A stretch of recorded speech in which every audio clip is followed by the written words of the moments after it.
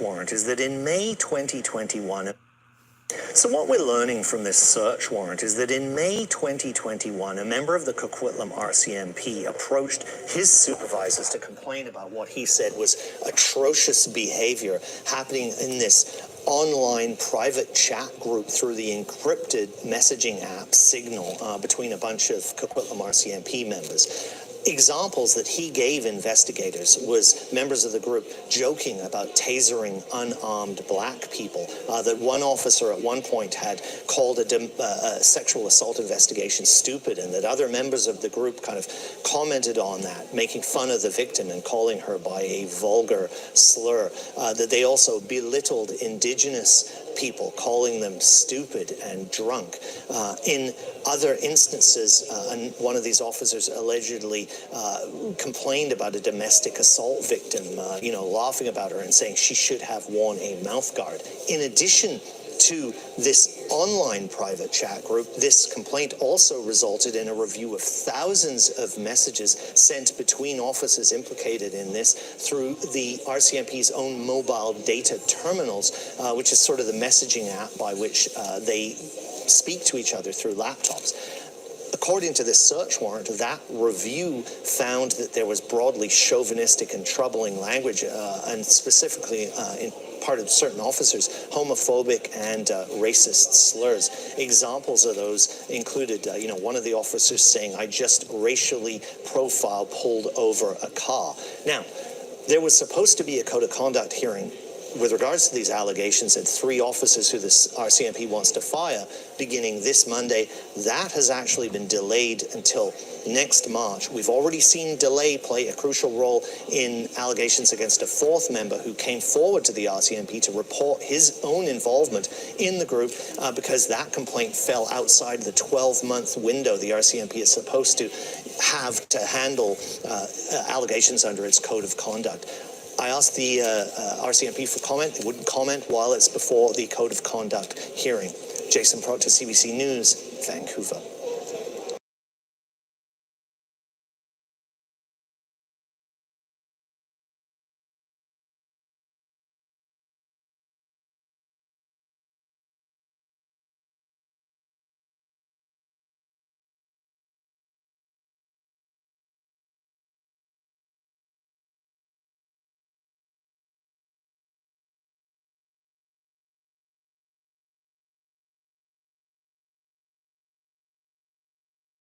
Documents detailing alleged incidents of racism and sexism in the RCMP ranks in British Columbia. 3 members of the force in Coquitlam are facing dismissal over a private online discussion group dating back to 2021. Jason Proctor has the details. An internal investigation began in May 2021 when a member of the Coquitlam RCMP complained to his bosses about what he said was atrocious, racist, and horrible behavior that he saw happening between his colleagues in an online private chat group run through the encrypted messaging app Signal. Now, we've obtained a copy of the search warrant RCMP used to get evidence of the messages sent.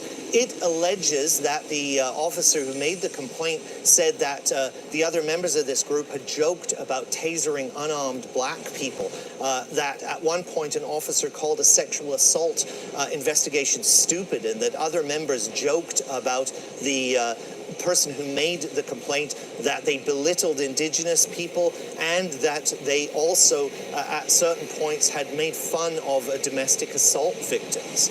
The RCMP also, as part of this investigation, reviewed thousands of messages the men sent to each other through the RCMP's own internal messaging app. A review of that, according to the search warrant, found evidence that they used frequent homophobic and racist slurs. The 3 men at the heart of this investigation were supposed to be the subject of a code of conduct hearing beginning earlier this week. That has now been delayed until March. Those men are challenging the RCMP's right to hold on to this evidence, saying that their charter rights have been breached because of the way that this whole matter has been handled. The RCMP wouldn't comment on this issue while it's before the Code of Conduct Board. Jason Proctor, CBC News, Vancouver. For more on this, we are joined by Temitope Oriola. He is a criminology professor at the University of Alberta with an expertise on police reform, and we reached him tonight in Edmonton. Thank you so much for making time for us today. Thank you for having me, Jacqueline. So what went through your mind when you heard about what this search warrant contained and these alleged text messages in this private group? What went through your mind? Well, as terrible as it sounds, this is merely a slice of the reality of police culture. Its inherent hyper-masculinist orientation and the kind of socializing that goes on there. It is the reason why, despite all of the efforts that have been made over the last decade or so, women continue to not enlist in the RCMP and multiple police services, and the numbers that you would expect, given the level of effort that has gone into diversifying the ranks and all of that. So this is indicative of what decades of socioscientific research has suggested regarding police organizational culture, the bro culture, as it's called, how members are socialized, its inherent misogyny, and the racially insensitive comments that are often made fairly routinely and flippantly in several of those organizations. Now, that's not to say that that's all officers in general, but this is pervasive. And again, as terrible as it sounds, this is not surprising in any way. That environment that you described, what have you uncovered in your research to point to what's at the heart of it, what's causing it? Now, there's a host of variables.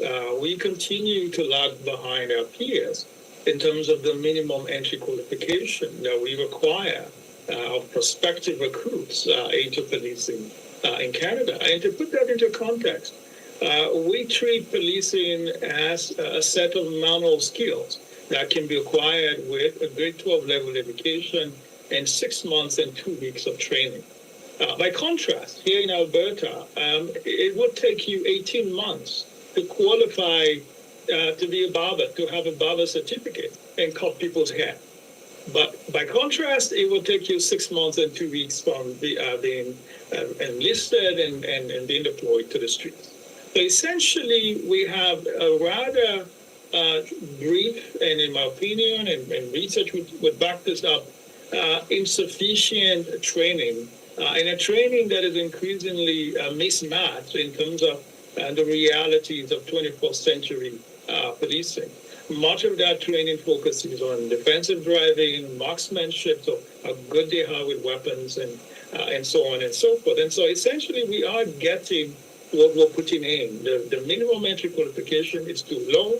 I have been at the forefront of advocacy, again, based on research, on the need to at least do what our peer countries are doing, which is to require 3 to 4 year bachelor's degrees for prospective recruits into the police service. Just doing that alone would reduce, it wouldn't totally eliminate it, but it would reduce the likelihood of producing those kinds of action-oriented, misogynistic individuals who currently populate some of the ranks of our police and services, unfortunately.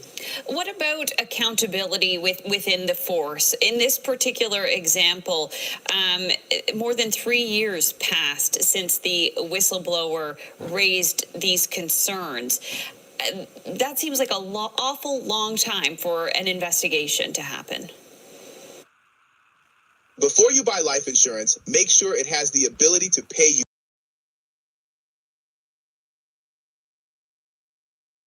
It is a very long time, and it is one that is out of step with what our peer countries are doing. In countries like New Zealand, in the United Kingdom, and several other jurisdictions around the world, only the most egregious cases against police officers last as long as 1 year. The standard is that it will take a few months, anything from 3 to 6 months, before most cases are resolved.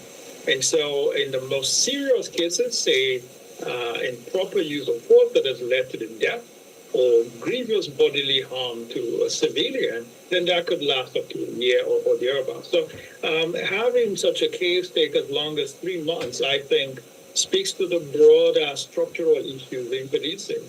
The reality is, with all due respect, there is no appetite for any rigorous or robust accountability. And this sends a subliminal message to the rank and file that regardless of what happens, you will get a level of protection. And that continues to be the kind of messaging that goes on there, and it contributes to that broader atmosphere of impunity. And I will say, because there are not a lot of occupations where you get to do this, or a behavior of this magnitude, and get to remain in service, even in suspension for that long. It would be adjudicated fairly quickly, whether that's the teachers or doctors or lawyers and so forth. These are professional entities with organizations regulating the behaviors of members. Policing does not have an equivalent of that and continues to resist any attempt at having any transparent and effective disciplinary architecture. Okay, well, renewed spotlight being put on the issue with this latest search warrant and the details from that. Temitope,